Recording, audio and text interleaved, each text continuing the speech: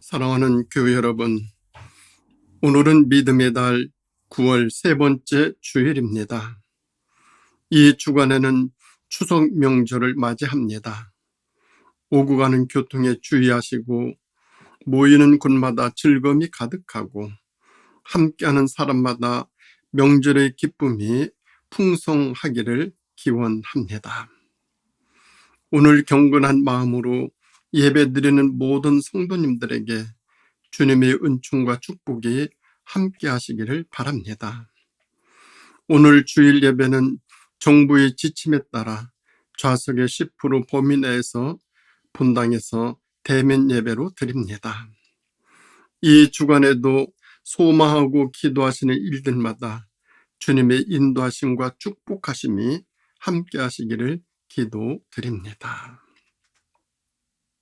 오늘 우리에게 주시는 하나님의 말씀은 골로새서 3장 15에서 17절 말씀입니다. 그리스도의 평강이 너희 마음을 주장하게 하라. 너희는 평강을 위하여 한 몸으로 부르심을 받았나니 너희는 또한 감사하는 자가 되라. 그리스도의 말씀이 너희 속에 풍성히 거하여 모든 지혜로 피차 가르치며 권면하고 시와 찬송과 신령한 노래를 부르며 감사하는 마음으로 하나님을 찬양하고 또 무엇을 하든지 말에나 일에나 다 주 예수의 이름으로 하고 그를 힘입어 하나님 아버지께 감사하라. 아멘. 오늘 말씀의 제목은 행복하게 하는 삶입니다. 그리스도인은 여러 가지 면에서 차별 인생을 살아야 합니다. 그것이 그리스도인의 값이고 의무입니다. 그래서 그리스도인은 불평을 소망으로, 절망을 희망으로 말할 수 있어야 합니다. 왜냐하면 그것이 그리스도인의 삶이고 사회적 책임이고 하나님이 원하시는 삶이기 때문입니다. 그리고 우리들이 불평을 한다고 해서 무엇 한 가지 해소되고 좋아지고 이루어지지 않습니다. 그래서 그 시대를 살아가는 그리스도인의 삶은 생각을 많이 하며 살아가는 삶이어야 합니다. 생각 없이 살면 매일같이 불평과 불만족에 휩싸여 살아가게 됩니다.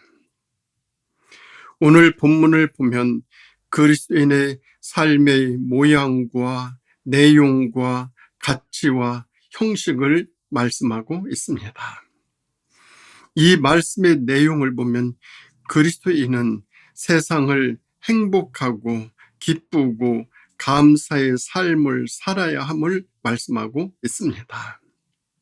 왜냐하면 그 삶이 하나님이 기뻐하시는 삶이기 때문입니다. 그리고 그리스도인은 삶을 책임있게 살아야 할 사람들입니다. 왜냐하면 그리스도인은 나 한 사람으로 끝나는 인생이 아니라 나의 삶의 모습이 이웃에게 영향을 미치기 때문입니다. 내가 예수님을 알고 믿음 안에서 살기 때문에 행복하고 늘 감사하고 항상 기쁘고 즐겁고 찬양의 삶을 살면 그 건강한 삶의 모습이 많은 사람들에게 그대로 전파되고 확산되고 파급됩니다. 그 삶이 이 시대를 살아가는 그리스도인의 삶입니다. 그런 면에서 그리스도인은 이 세상을 행복하게 살아야 합니다. 그렇게 살면 나의 삶을 보면서 사람들이 감동을 받고 무언으로 격려를 받게 됩니다. 그 삶은 결국 이 세상을 밝게 하고 건강하게 하고 치유하는 삶이 됩니다. 그렇게 살아가기 위해서는 몇 가지 방법이 있습니다. 첫째는 그리스도의 평강이 마음을 주장하게 해야 합니다. 이 말씀은 마음을 잘 관리하라는 말씀입니다. 즉, 행복하기로 결심하라는 말입니다. 사람은 모든 일이 마음 먹기에 달렸습니다. 모두 마음에서 먼저 결정됩니다. 불행이 어디서 시작하는가 하면 나는 불행하다 하고 생각하는 데서부터 시작됩니다. 나는 불행하다 하고 생각하면 그 사람은 불행한 사람입니다. 행복도 마음에서부터 시작됩니다. 나는 행복하다, 참 감사하다 하고 생각하고 살면 마음 가득히 행복함이 쌓여옵니다. 감사합니다 하고 기도부터 해보십시오. 감사합니다 하고 찬송을 불러보십시오. 그리고 대화에, 생각에, 언어에, 마음에 나는 행복하다, 감사하다는 생각을 품고 살아보십시오. 그러면 반드시 그렇게 됩니다. 무엇이나 자세가 중요합니다. 행복은 마음으로 그렇게 결정하면 주어지는 것입니다.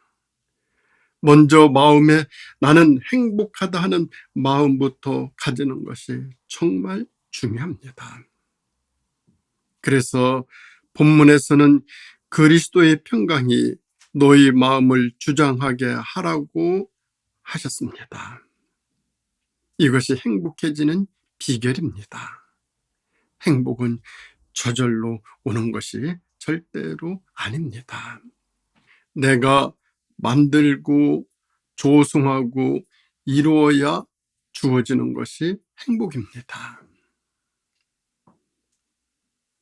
그런가 하면은 행복하게 하는 삶은 감사하는 자가 되어야 합니다. 이 말씀은 행복의 방법을 연구하라는 말씀입니다. 여기 감사하라는 말씀은 명령형으로 말씀하고 있습니다. 되도록이면 감사하도록 하라가 아니고 너희는 반드시 감사하는 자가 되라고 명령하십니다. 그 말은 행복의 방법을 간구하고 만들고 연구하라는 뜻입니다.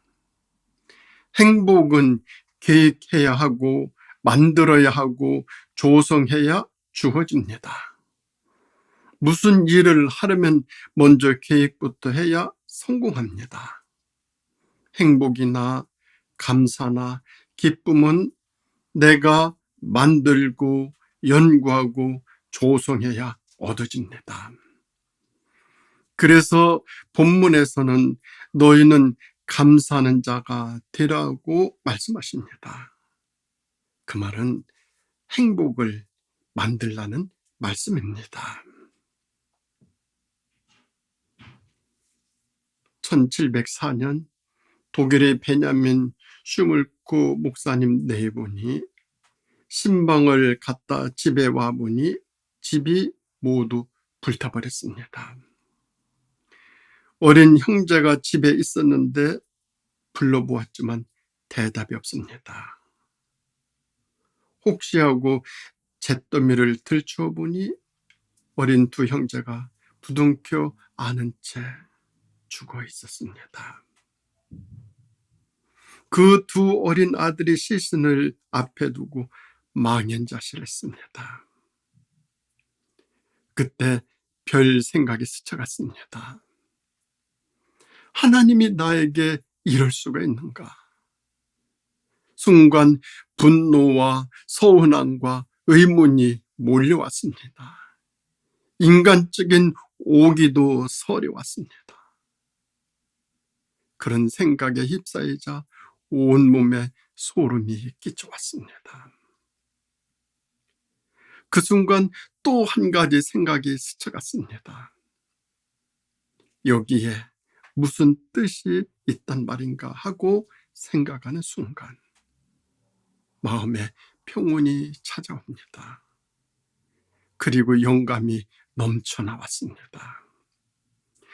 그때 주어지는 감동의 영감을 글로 적어 놓았습니다. 내 주여 뜻대로 행하시옵소서. 온 몸과 온 영혼 다 주께 드리니 이 세상 고락간 주 인도하시고 날 주관하사 뜻대로 하소서.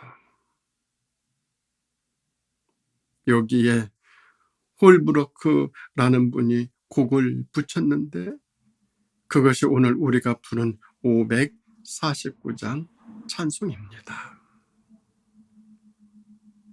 신앙의 세계에는 모진 아픔과 고통이 따르기도 하지만 그 속에서 주어지는 감동이 있고 기적도 있습니다. 행복이나 기쁨이나 감사함이 삶은 그냥 얻어지는 것이 아닙니다. 깊고 깊은 의미를 깨닫고 묵상하며 성찰할 때 만들어집니다. 그래서 성경은 너희는 감사하는 자가 되라고 강조하여 명령형으로 말씀하고 있습니다. 그런가 하면 세 번째로 행복하게 하는 삶은 노래와 찬양입니다. 마음에 찬송과 노래와 감사가 있으면 그 마음의 상태가 밖으로 표현되게 되고 보이게 되고 나타나게 되어 있습니다. 그것이 신앙의 삶이고 모습입니다. 어떤 연탄 장수는 매일같이 연탄 마차를 끌고 다니면서도 늘 웃는 즐거운 표정이었습니다. 매일같이 검은 얼굴에 흰 이를 내놓고 웃고 다니는 그에게 사람들이 묻습니다. 아저씨는 무엇이 그렇게 즐거워서 웃고 다닙니까? 그러자 그 연탄 장수 아저씨가 웃으며 대답합니다. 설명해도 모를 것입니다. 설명해도 모를 것입니다. 그 마음속에 있는 평안과 감사의 마음을 설명한들 누가 이해하겠습니까?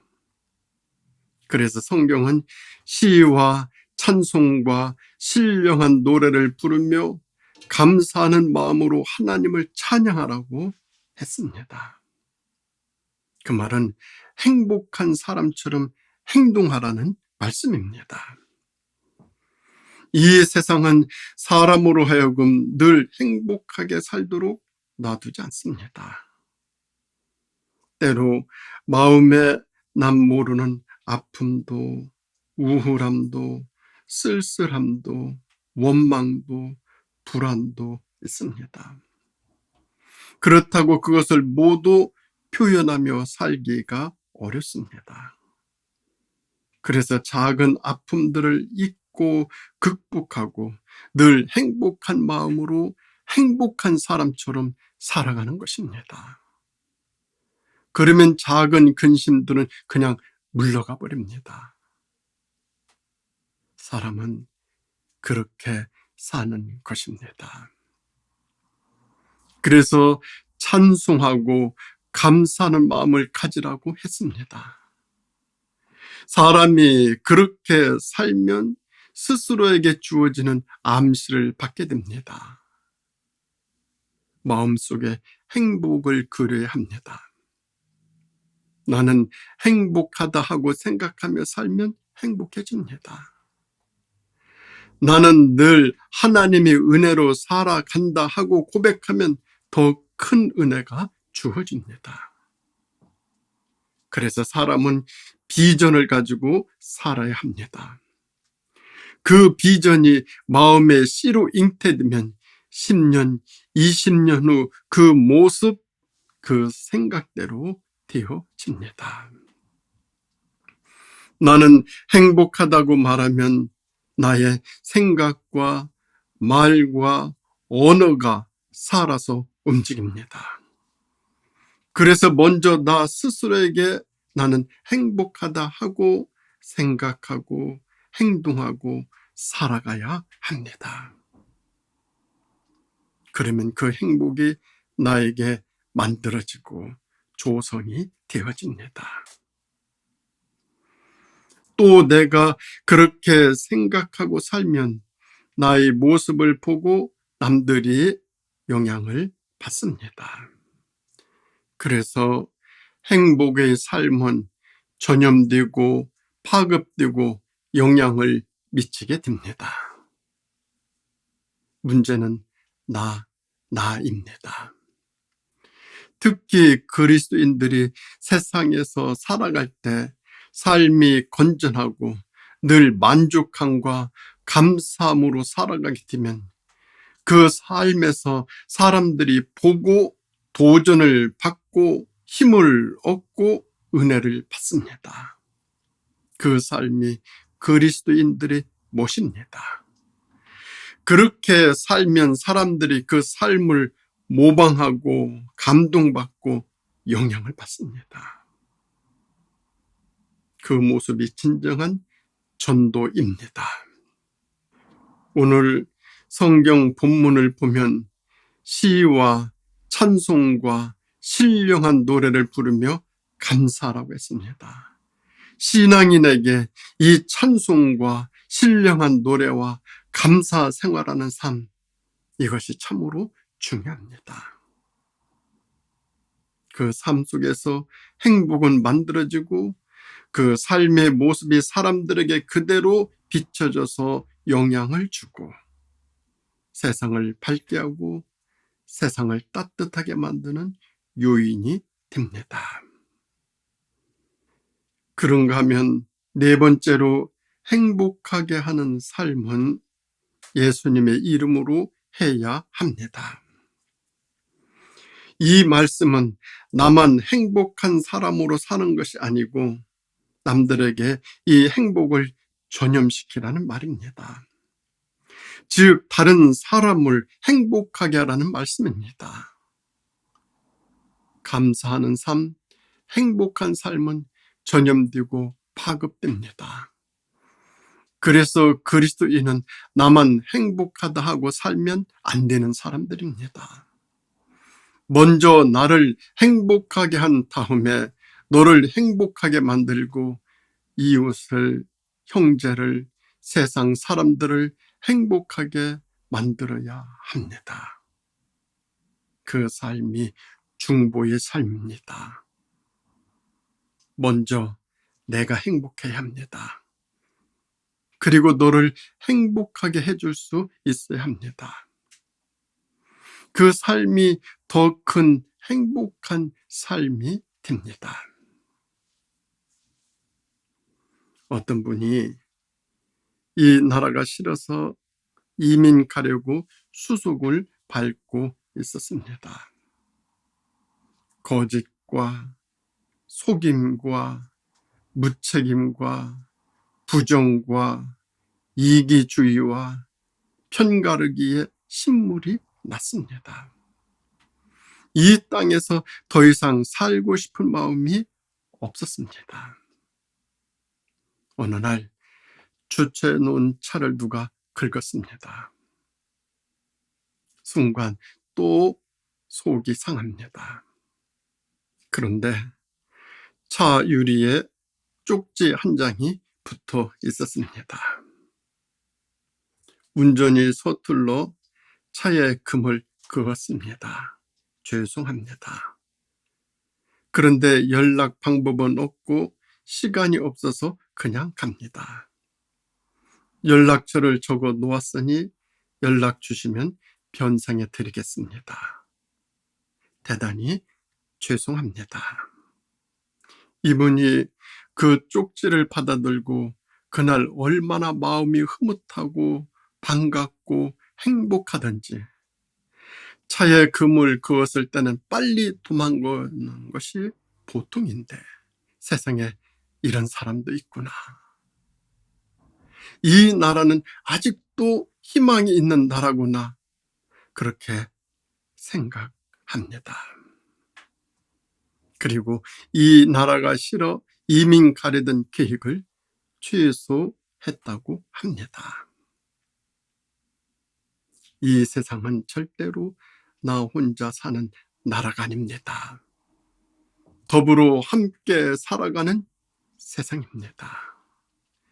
우리 그리스도인들에게 이 세상을 살아가는데 한 가지 의무가 있습니다.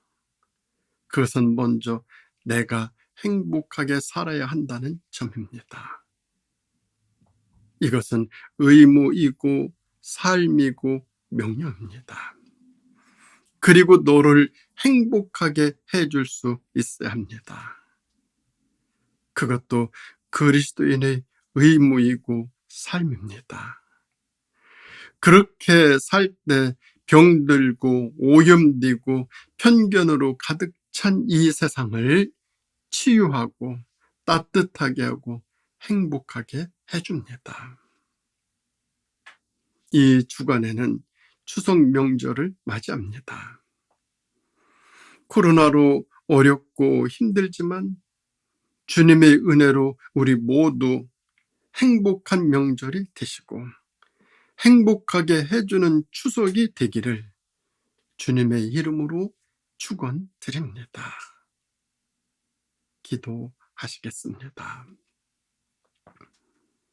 은혜로우신 우리 아버지 하나님, 저희들에게 살라 하시는 이 세상 행복하게 살라 하시는데 그렇게 저희들이 살아왔는지 되돌아보게 하여 주시옵소서. 이제는 주님이 살라 하시는 이 세상을 내가 먼저 행복하게 살고 이웃에게도 모두에게도 행복을 베풀어 줄 수 있는 그런 삶을 꼭 살아갈 수 있도록 도와주시옵소서. 추석 명절을 맞이합니다. 나 자신이 행복하고 함께하는 모든 사람들에게 행복을 끼쳐줄 수 있는 귀하고 복된 명절 맞이할 수 있도록 인도하여 주시기를 예수님의 이름으로 간절히 기도드립니다. 아멘.